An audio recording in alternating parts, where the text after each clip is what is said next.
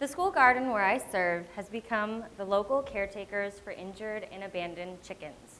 And like any animal shelter, we often have more residents than space should really allow for.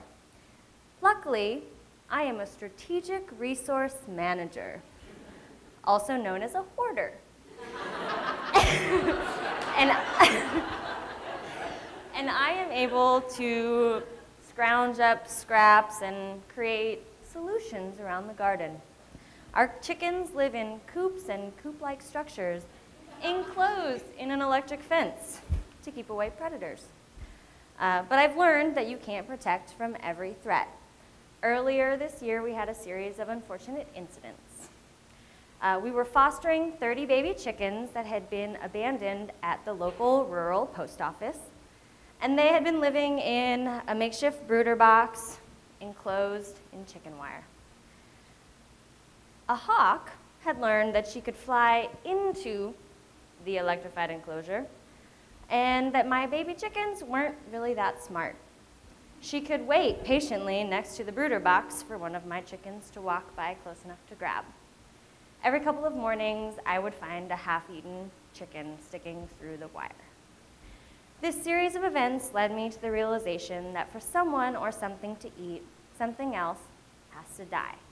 Whether it's a chicken or a stalk of celery, harvesting is killing. I want to be a farmer, and I've been thinking a lot about what my role will be in this cycle.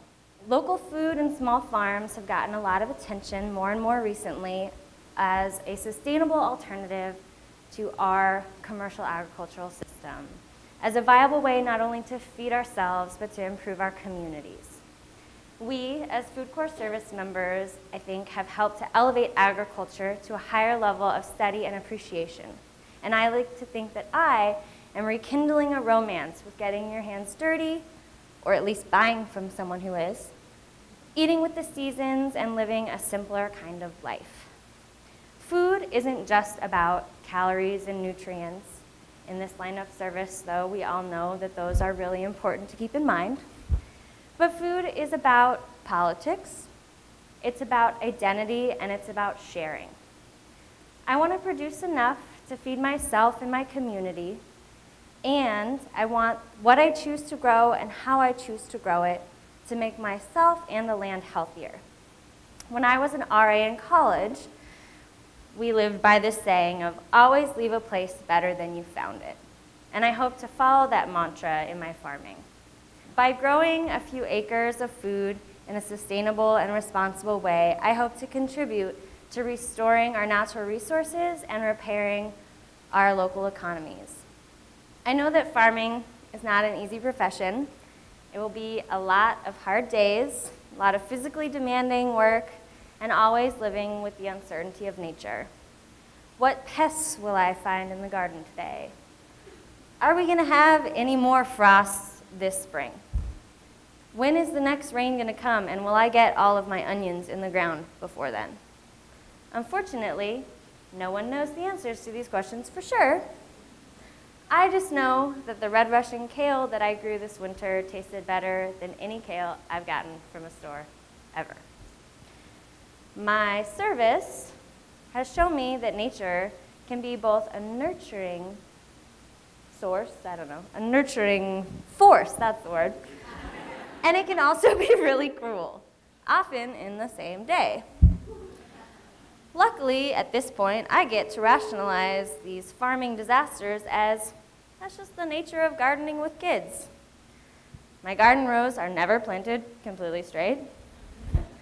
My transplant survival rate hovers at around 50%, and seed trays are never labeled accurately.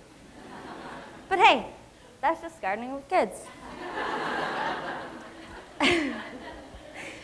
Earlier this spring, FoodCorps Arkansas had the chance to join our site host site supervisor with the National Center for Appropriate Technology in the Southeast, Margot, at her goat farm. A few days before we arrived, a few of her goats had kidded. Cute baby animal photos can make up for almost anything. Especially when you consider that right before this picture was taken, Margot informed us that this goat's twin had died shortly after it was born. And that was really sad, but it's the reality of nature. Someday, I'm going to be a farmer, and my service with FoodCorps has helped me to balance my romantic notions of farming with the realities of nature.